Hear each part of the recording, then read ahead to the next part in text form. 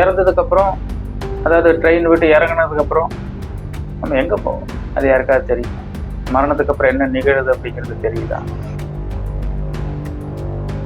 ஒரு முடிவே இல்லாத ரயில் பயணம் மாதிரி தான் அந்த வாழ்க்கை இருக்கு. ஒரு புரியாத புதிர. ஆனா நம்மளை நம்ம யார் அப்படிங்கிறது அதை நம்ம தெரிஞ்சுக்கிறது இல்லை.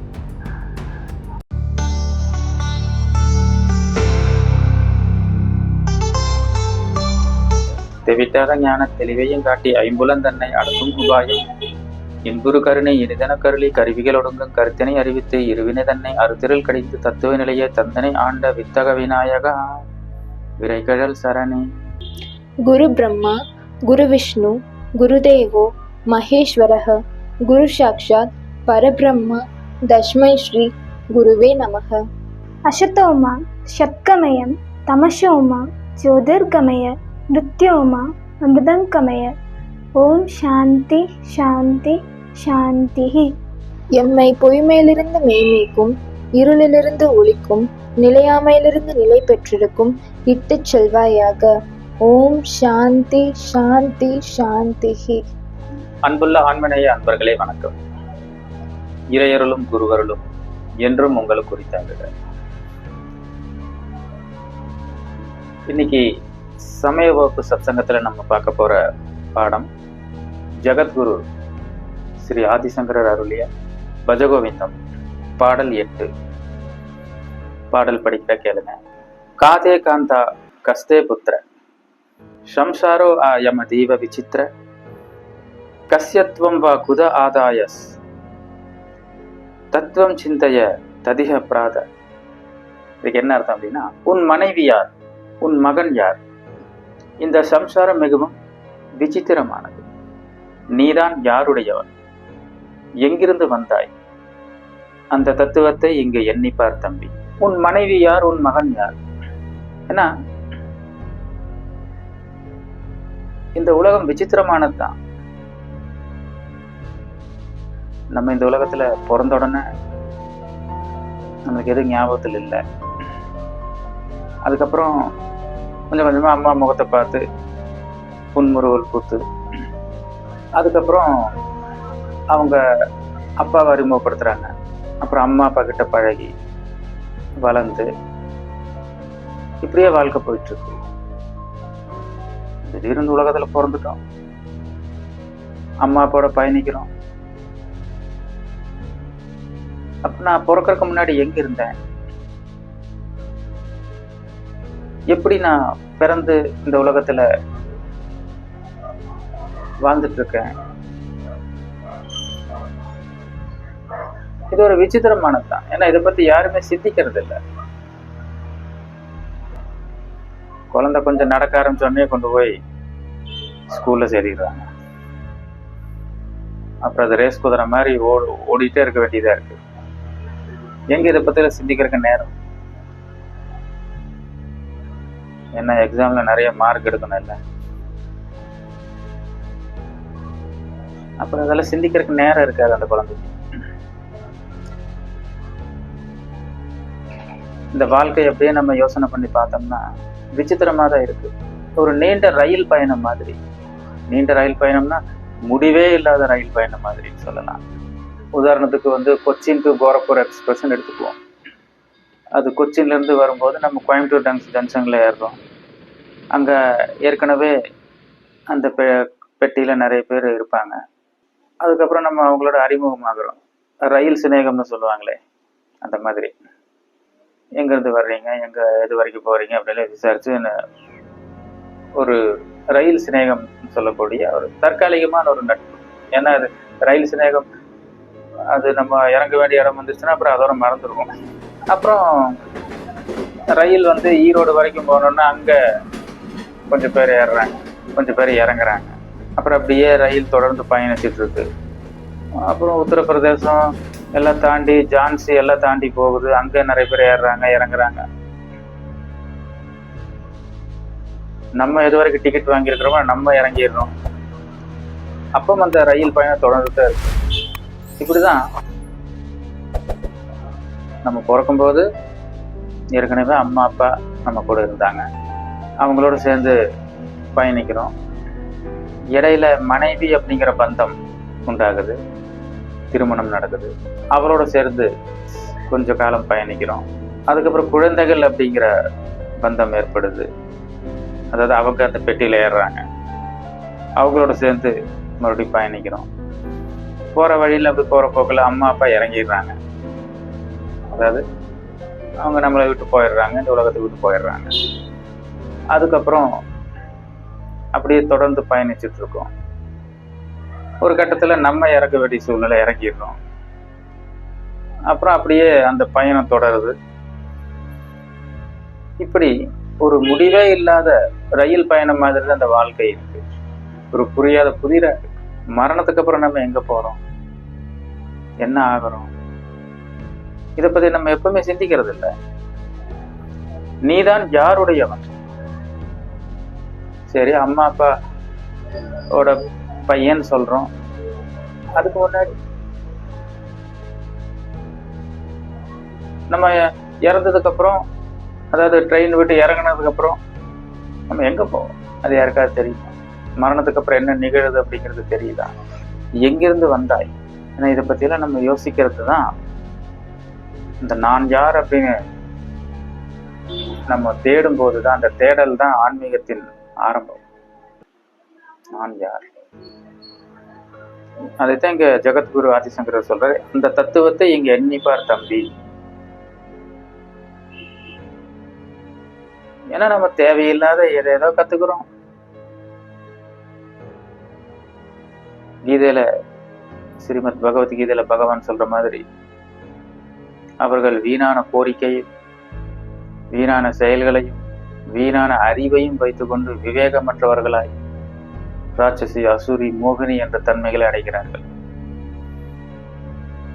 இந்த உலகத்துல ஏதேதோ நம்ம செய்யறோம், என்னென்னமோ செய்யறோம், எதுக்கோ ஓடுறோம், ஓடிட்டே இருக்கோம்.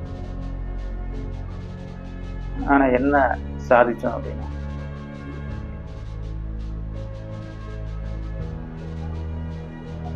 குருதேவர் ராமகிருஷ்ண பரமஹம்சர் சொல்றாரு,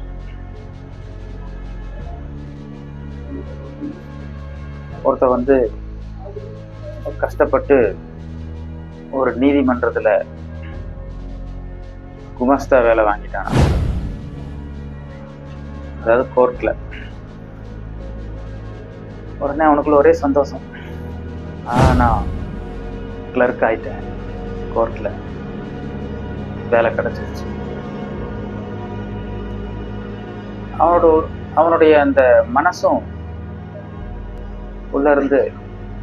அவனுக்குள்ள இருந்து ஆமா நீ கிளர்க் ஆயிட்ட, சாதிச்சுட்ட.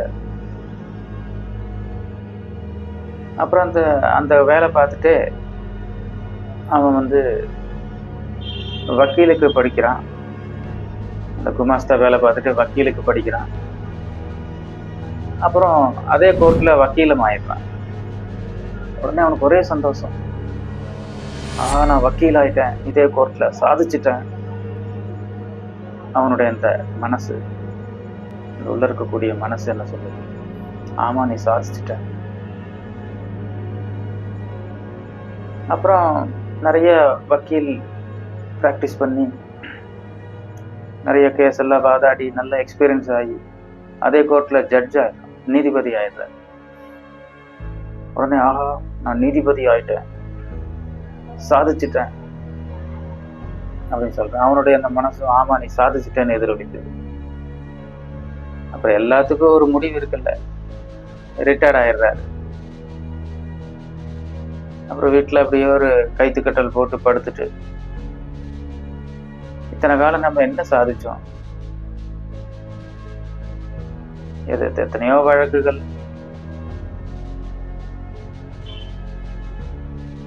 என்ன அதுல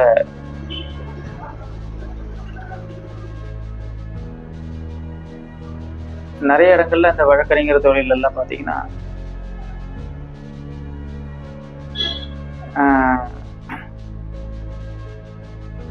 இவன் தான் குற்றவாளின்னு தெரியும், ஆனா நிரூபிக்க முடியாது.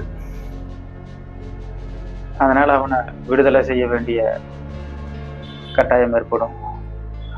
ஜட்ஜா இருந்தாலும் அவன் தான் குற்றவாளின்னு தெரியும், இருந்தாலும் சாட்சியங்களின்படிதான் அவர் தீர்ப்பு எழுத முடியும்.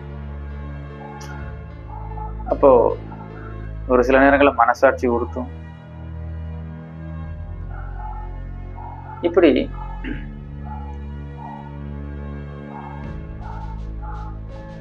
எல்லாருடைய வழக்குகளை பார்த்து பார்த்து அந்த மனசு வெதும்பி கடைசியில் என்ன சாதிச்சோம் அப்படின்னு கேட்கும்போது அவனோட மனசும் கேட்குது, ஆமா நீ என்ன சாதிச்ச? குற்றவாளிகளும் தெரிஞ்சு அவங்கள விடுவிச்ச, அவங்களுக்காக வாதாடுன, அதுக்கு உனக்கு பதவி உயர்வு கிடைச்சது. ஆனா நீ மனசுல நிம்மதியா இருக்கியா? இல்ல. ஆமா நீ என்ன சாதிச்சிட்ட? ஒண்ணும் இல்லை. அப்போ சாதனை அப்படிங்கிறது, சாதிக்கிறது அப்படிங்கிறது நம்ம செய்யற செயல்கள் இல்லை, நம்ம அதுல நிறைவா இருக்கிறோமா, ஆத்ம திருப்தின்னு சொல்லுவாங்க, அந்த ஆத்ம திருப்தியா இருக்கிறோமா அப்படிங்கிறது தான் ஒரு செயலை நிர்ணயிக்கிறது.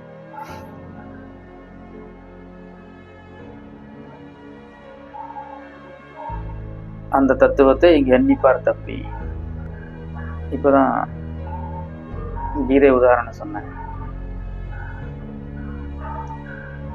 இந்த வீணான கோரிக்கை, வீணான செயல்களையும் வீணான அறிவையும் வைத்துக் கொண்டு, ஆனா நம்ம இங்க என்ன செய்யறோம், என்ன செய்யறதில்லை. தொடர்ந்து இந்த போட்டி நிறைந்த வாழ்க்கையில தொடர்ந்து ஓடிட்டு இருக்கோம். ஆனா நம்மளை நம்ம யார் அப்படிங்கிறது அதை நம்ம தெரிஞ்சுக்கிறது. இந்த வாழ்க்கை ஏன் இப்படி இருக்கு, ஏன் அமைதி இல்லாம இருக்கு, நிம்மதி இல்லாம இருக்கு, இதுக்கெல்லாம் விடை ஆத்ம ஞானம் ஒண்ணுதான். அதுக்கு முதல்ல நான் யார் அப்படிங்கிறது தெரியணும். ஜெகத்குரு அதான் சொல்றாரு, உன் மனைவி யார், உன் மகன் யார்.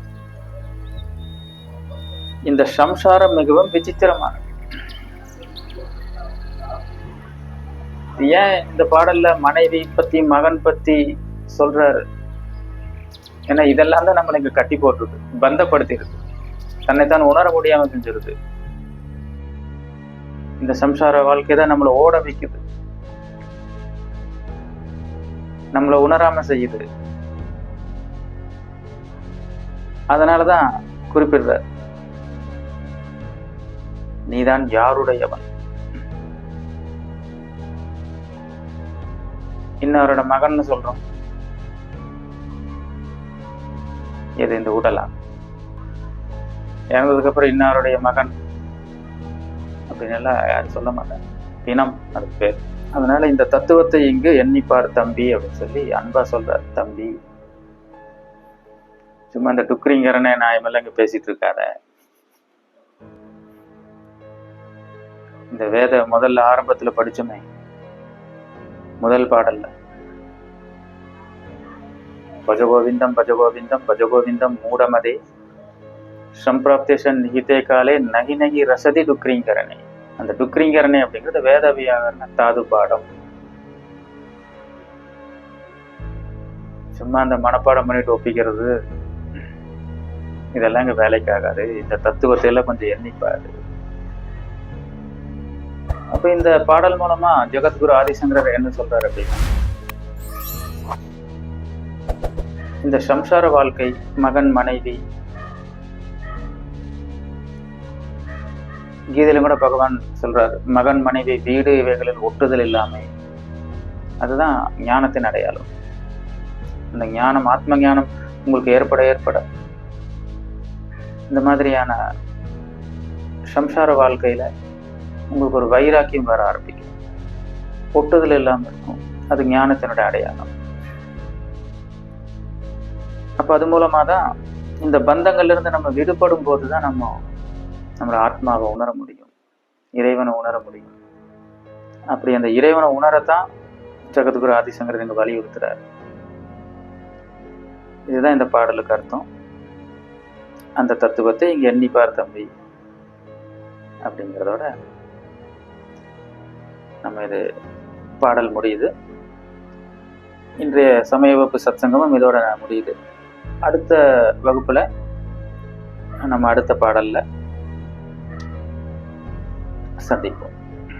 सर्वे भवन्तु सुखिनः, सर्वे सन्तु निरामयाः, सर्वे भद्राणि पश्यन्तु, मा कश्चित् दुःखभाग् भवेत्. ॐ शान्ति शान्ति शान्तिः.